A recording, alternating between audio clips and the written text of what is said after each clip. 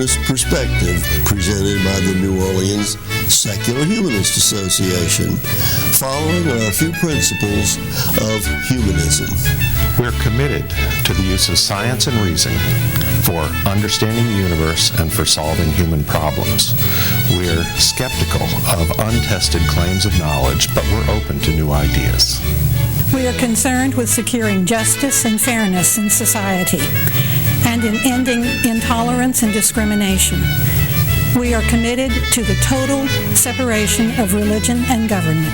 We affirm humanism as a realistic alternative to the theologies of despair and the ideologies of violence.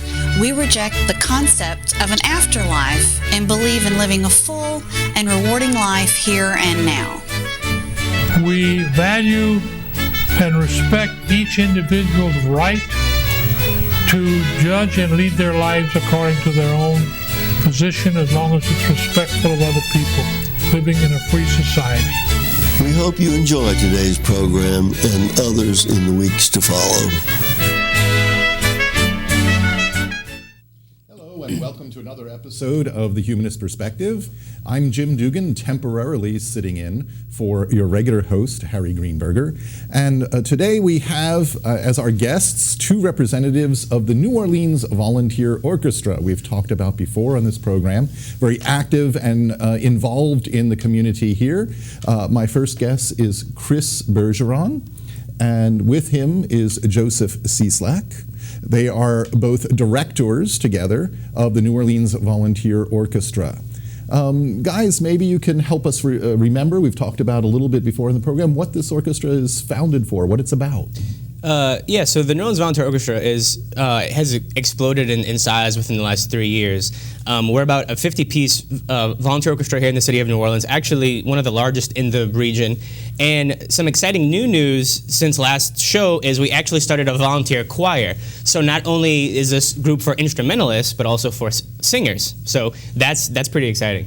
We're really excited about the choir too, because it lets us kind of expand on one of our big missions, which is engaging the community and getting community engagement with this type of music. The type of musicians that we bring in are from all different walks of life. We bring in talented high schoolers, we bring in plenty of music college students studying music, and as well adults out in the community who maybe haven't picked up their instrument in a while, but love getting a chance to play and be in an ensemble again. And in addition to that community engagement, and with that we also do a lot of arts outreach. We play music that is really high quality but also accessible to the general public. So this accessibility and outreach are important aspects of what you do. You choose music that includes both classical and modern to try and bring some of the standard repertoire to people who may not have been exposed to it, may not have seen it before. What's your mission what are you trying to do with the younger audience? With our younger audience and with our audience in general, I think, because a lot of our audience is actually even college age and that type of thing. But with our audiences, we're trying to expose them to new music, and we want to bring them in and play for them like music that they know, contemporary music, pops, movies, video games, things like this. But we also want to expose them while they're there to classical music that they probably would like, but just haven't been introduced to in the right way. And we have a kind of a different approach with that than a lot of different groups, where where other groups might do an entire concert of pops or movies or something along the lines. But we want to do movie music and then follow that up with classical music so that they get exposed to it in the same concert. Yeah, and one thing about that is we know the big name orchestras, New York Philharmonic, Chicago Symphony, and all that. But Novo is different because we do have the high school students playing in the orchestra, sitting next to a professional, sitting next to maybe a college music major. So we have everybody joining us, and so it's an educational outreach program as well. So that's one thing we try to do. We try to get the younger kids in, the college kids, the high school kids in, to see a classical symphony, whereas they probably would never. Oh, classical music is boring. I don't want to go to an orchestra concert. But oh, hey, look, they're playing music from my favorite video game, or they're playing music from my favorite movie soundtrack. I want to go see that. And in that same concert, we might throw in some Beethoven, we might throw in some Mozart. So they they kind of have to get exposed to the classics. And they say all the time, they say, "Wow, I didn't realize how exciting it." It all sounds very very similar. So. Well, that's an interesting point right there. I think that you can almost, not that you're trying to pull a fast one on the audience, right. but a lot of viewers might not realize that music from movies or from video games has a basis in classical themes. Absolutely, and it might be worth making a distinction here. Like there's this kind of strategy of arts outreach. Sometimes it's kind of called like lure them in with a cookie type of thing. And I understand it's not quite as cynical as that though, because Chris and I love doing the movie music. We love doing the video game music. Most of the time that we do this, actually, a good chunk of the time, I'm just transcribing the music or making arrangements, like we did Legend of Zelda a while ago, and I just made an arrangement of that. And we have a blast with that. I remember we did Phantom of the Opera a while ago, and you were just loving that. We believe, because we're younger ourselves, so when we're running the orchestra and we're just playing kind of whatever video game music, and so we kind of have a connection with our audience through the music. There's so much energy at Novo concerts. There's so much excitement. There's so much people just come up to us and say, "Wow, we've rekindled some kind of love for going to concerts," and we have a pretty big following now because of that. After these last 3.5 years we've been around, it's been very exciting. And it's that energy, I think, is catching, and I think part of it comes from the fact that this is a volunteer activity, right? So nobody's doing this for the paycheck. Right. So you're doing this on a shoestring budget. People get paid little or nothing to do this, and so they have to really want to do it. They have to love what they're doing. Mm-hmm. And they do. People love coming to rehearsals. People love coming to concerts. People love contributing their time to Novo. So many people in the city believe in Novo, believe in the orchestra, believe in the choir. They want us to be successful. So we do have a lot of help. We can always use more help. We exist because of volunteerism, people helping out the community. The more people we have helping us, the more people we can reach. And how do you select musicians, or how do you get? What musicians are you looking for these days, and how do you find them? And so that's something that is often brought up to us is like, so what's the audition process like? And the audition process is you show up, and and we manage somehow to still offer like really high quality classical music. And I think that has a lot to do with the volunteerism, is that the type of people who come to this are the type of people who can play the music and also want to be there and want to invest a little bit in this type of really unique musical experience in the community. And we're looking for all different types of musicians. We're looking for, as we mentioned, we have high schoolers to professionals. We had a professor playing in our orchestra for a while. I remember one time at one of our rehearsals, we just kind of went down the line and had everybody introduce themselves, and you wouldn't believe some of the stuff that we heard. It was like we had English teachers and architecture majors sitting next to high schoolers and professors at the university. It was so we really are open to everybody. We want to continue to have Novo and the emerging choir be a melting pot and a diverse group of people. And the interesting addition that you mentioned is the expansion of having not just instrumentalists but choir as well, vocals. I attended a concert not too long ago. It went off very well, and you had a pretty big choir. Yes, the choir exploded even faster than the orchestra did in popularity. We had so many people emailing us saying, "I want to help the organization, but I don't play an instrument, but I sing."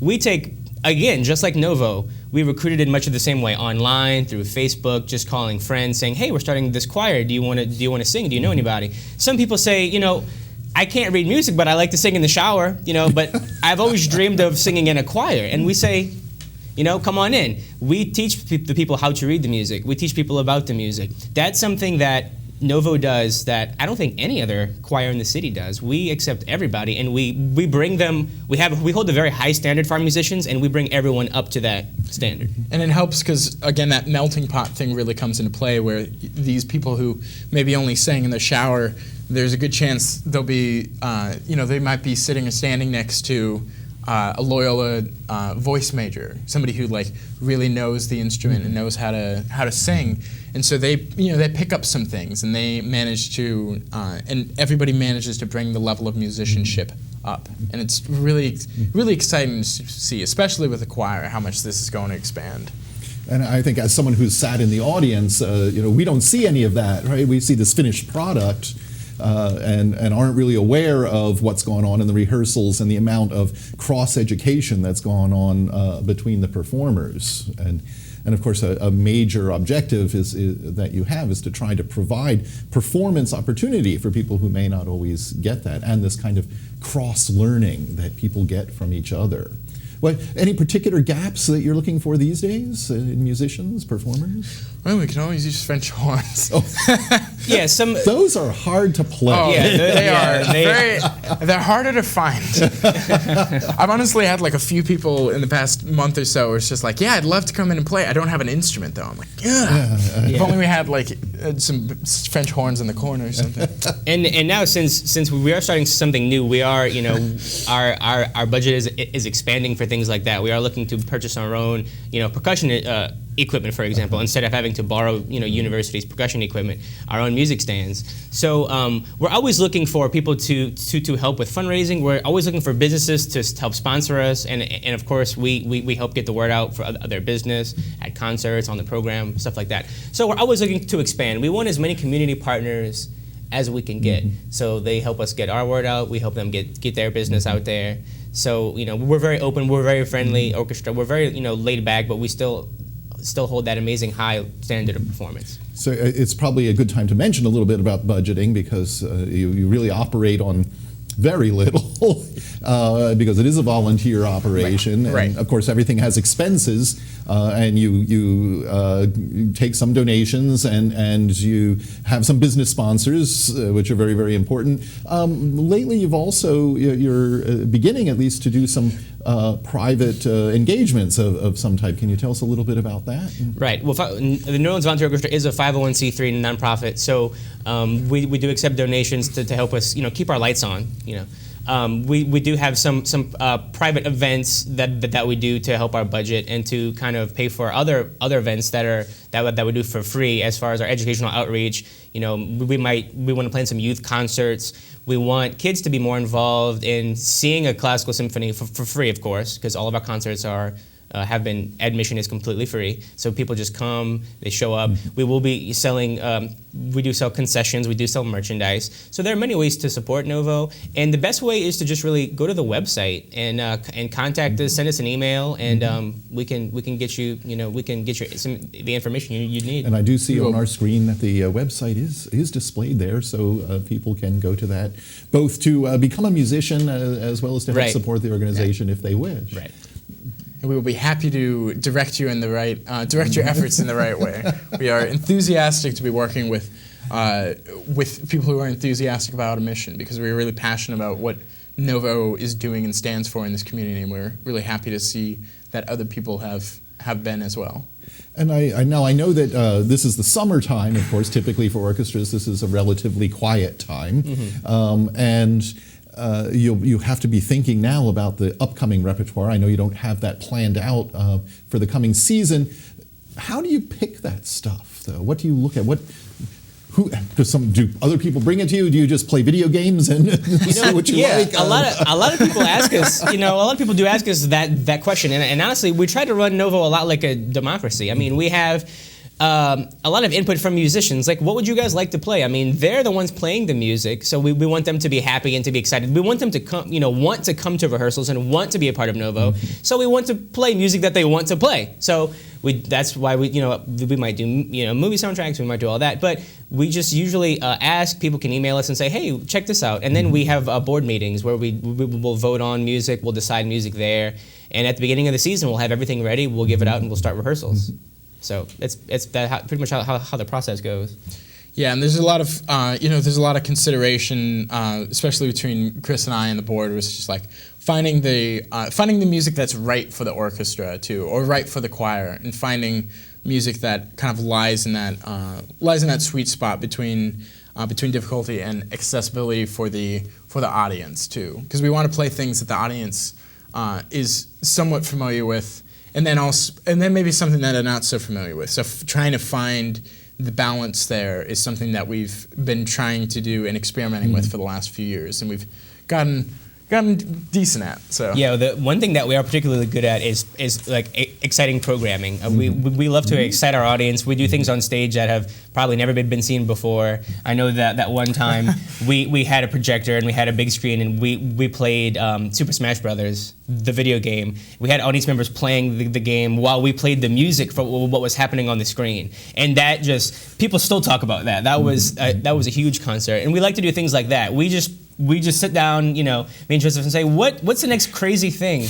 we could think of to do on stage to make our audience like, oh my goodness, this is incredible. That gets them excited for coming to concerts. That gets them excited for symphonic music, which is our whole mission. And then the next concert, we're like, well, how do we top that? Yeah, that's always the hardest problem. How do we do better than that? Because that was flaming hoops. Can we get like a monster truck and then the big go up some cars? But sooner or later, you might have to perform a symphony, or we have done that without torches and batons, and we have, and we'll do it at the same concert. So we show both, all the sides of music. That's the thing about music. You don't have to just like hip hop. You don't have to just like country. You can like all types of music. I mean, you can love hip hop, you can love pop music, and you can also love the symphony. You can also love coming to see us perform. You don't have to limit yourself to one type of music. We want our audience to explore all types of music. So come to a Novo concert. If you hate it, then you don't have to come back, obviously. But we don't think that's going to happen. And they didn't even have to pay money to go see it. And it was completely free. That's right, exactly. But now you just mentioned something that sounds like quite a challenge to me. Like, how would you combine country and western with classical in a concert? That's why we have so many board meetings. We have. So that's hard for you too. Oh yeah. I think I've seen like bluegrass and folk music done with an orchestra back, like a fiddler soloist with an orchestra backing it up. Anyway, you could do it. I've seen at least one bagpipe symphony. There was a guy who played the accordion really well, and he said, I would like to do something with Novo, and I was like, oh, I mean, if we can somehow work that out, we would love to do something. Do like a Zydeco symphony. Yeah, I mean, the possibilities are endless. I mean, it's really fun and exciting to come up with new music, and also we were also talking about how we wanted to maybe premiere some new works, so some contemporary, brand new, never before played works from local New Orleans composers, local New Orleans artists, and things like that. So that's something we haven't done, but that's something we'd definitely like to do. Yeah, it has been really nice just we've had a whole lot of autonomy with how we decide our rep, and so we've gotten the chance to do really crazy stuff, and stuff that I don't think would ever fly in like some professional orchestra's board meeting, and programming in a way that just doesn't make a whole lot of that for a lot of other organizations wouldn't be so appealing or wouldn't make a whole lot of sense, but it really works for our audience, for our orchestra, and for what we're trying to do in the community. And so we've gotten to do, and we're just kind of adventurous with it too. I remember one of the big successes that we had. I remember I just like thought to myself, let's play some music from Avatar, The Last Airbender, because I adored that show, and I called up and I looked up the people who did the compositions, and I called them and like, hey, can we do this? They're like, yeah, let me clear it with Nick. And like a week later, they sent us the music, and we played it. And what are we up to? Like 100,000. We have over 100,000 people have seen or heard Novo perform, which to me is incredible. Is this online? It's online. And it was the video of that. It was the video of Avatar. It was the live premiere, I think, of that. Of the piece. Yeah, we were on Nickelodeon Studios' website. I mean, on there, we were on. Well, that's a pretty major accomplishment. And that's pretty huge. And I mean, it was like a second season too. Yeah, Novo is only going to grow. We're not going anywhere. I believe our last concert with the orchestra and the choir together, we had over 100 people on stage performing. The orchestra was about 60 people. The choir was about 40 or so people. Yeah, we had like 90 to 100. So we're standing in front of 100 musicians from high school till to age 90, performing in some kind of way with the group, contributing their time, it's just such a fun thing. That was, I just gotta say, that was an incredible experience. I'm so glad that we started the choir, just because that was transportive experience standing in front of and combining those talents and combining all of those efforts together. It was just one of those, getting to do that for the first time and on that scope and that scale was really a privilege to get to work with so many people who believe in just making music in the city, free of charge and just doing it for the love of it. Now, one thing, I want to change the topic slightly because time's a-wasting, and I want to make sure that we can mention that Novo is active in helping other groups, other musically oriented charitable organizations. Can you tell us a little bit about your mutual support with other groups? Sure. Yeah, we do host charity concerts. Typically, we've done it once a year. We might expand to more, and we would just host a New Orleans charity. And our donations from that particular concert will go 100% to that charity. And we've actually raised thousands of dollars for some New Orleans charities. Yeah, and like for example, traditionally we've been partnering up a lot with Make Music NOLA, and just for an example of kind of what we're sponsoring, it's like that is a really fantastic strings education program in the city, but it's like an after-school program kind of based off of El Sistema, the South American program. And so the kids come after school, but they're given an instrument, they're given lessons, they're put in ensemble situations, but they're also given food and academic tutoring and a bunch of these things that help keep them off the streets and help like set them up for success in life, both in music and outside of it. Yeah, Novo, we want to be responsible for putting an instrument in as many young New Orleans hands as we can. We want children to be excited about going to see the symphony. We want them to be excited about playing an instrument and playing music and learning music. So we dedicate a lot of our time and a lot of our money to making sure that happens. They are the future of New Orleans musicians. So we have to make sure that we are providing them with what they need to be able to be very successful. Yeah, something worth mentioning. Chris and I have both graduated with music education degrees. Like it's important for us to try to help out with music education in the city, especially strings education and these things. So, right. So education, and education. Yeah, and more education. We're both music teachers, so that's what we do. For a living. So it's basically all week teaching music to elementary school kids, and then weekends is Novo, and so we're music all the time. So where do you see things headed for the coming year? What any particular developmental directions? More of the same? I think from the outside it'll look like a lot of the same. I think we'll be performing at new venues though, and people can look forward to that. We probably be performing at different places in the city as well. Originally we've just been performing at Loyola, and now maybe we'll be performing uptown as well as like the Marigny or something along those lines, so that we can expand the audience that we're reaching out to. I think they can see us do more with the choir as we try to continue to expand that program. And on the backside of it, we're going to be seeing a lot of organizational restructuring and really trying to set up the orchestra to expand its operations and be effective in doing so. Yeah, we definitely want more concerts. We want more educational outreach. We want to perform at many different venues. All of this information, when's the next concert? Where's it going to be? All of it is online on our website. So if anyone has any questions, we just go to the website, send us an email. We love to talk to our audience. We love to talk to our fans. I mean, and after a concert, come up and chat with us. And of course, find us on Facebook. We do a whole lot of outreach, do a whole lot of stuff through that. We've got like 1,200 likes now. Yeah, we've had that's pretty good. Pretty big following. So now, I mean, this is obviously a great deal of work running this thing, organizing this thing, getting. It sure is. Yeah. You have rehearsals, you have recruiting, you have auditioning. Plus, you have to deal with the music itself. You mentioned that you might have to get permissions to use music. You look for stuff that's in public domain. Yeah. And then there's orchestration, which most people probably don't even know what that is. I mean, you don't just get a book and set it down in front of the orchestra. It's a lot of work, and usually me and Joseph have been doing most of the work, but since we are expanding, we do need help, and we're asking more volunteer musicians and to help us more with with calling or emailing or helping with the website. But there's nothing like after a concert when you have 300, 400 people standing and applauding for what we've been working on for the last 2 or 3 months. That's just the best feeling, and it's all worth it. We love our musicians, we love our audience. We just want to bring music in the home of every house in the city, and that's what we've been working to do. It's fun stuff. It is. Well, it's good to be doing something that you really, really enjoy. Yeah.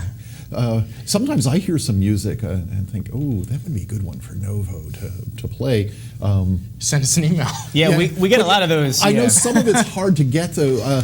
I saw something on television. It was just like one of these very old, hokey horror movies with Vincent Price in it. It had this very eerie background music, and I don't have no idea how you would even find it. How would you find that? Well, the easy way, which isn't easy at all, is to rewrite it and reorchestrate it. Usually, that we would give it to Joseph, and he would do something like that. He would, and then he just dash that off this afternoon. And then we would just perform it like that. We would just have him write the parts. Seriously though, like probably almost every single season that we've done, we've had a piece on the program that was arranged or transcribed by me. We did Doctor Who, Legend of Zelda, like all. We did a Debussy piece I arranged, like all of these. Like I really enjoy doing that, and it allows us to expand, allows us to do a lot of things with the orchestra that we might not get to do otherwise. And it allows us to play almost anything we want, that we can get away with. Sometimes we have to get the certain rights to perform and all that, but since our concerts are free, it's usually pretty simple to do. Even from Doctor Who, because we actually called the BBC. We got rights for that. Yeah. We got permission from that. Right. Well, I mention it specifically because if I'm not mistaken, right now as we're taping, there is a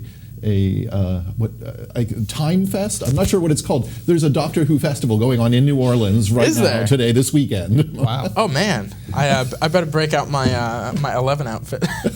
For the audience who don't know what we're talking about, a cult following in certain kinds of British science fiction television. High nerd content. Indeed. Hey man, it allows us to play anything that we wanted to pretty much do, and our audience love it. I mean, we get emails, hey, you should play music for Game of Thrones.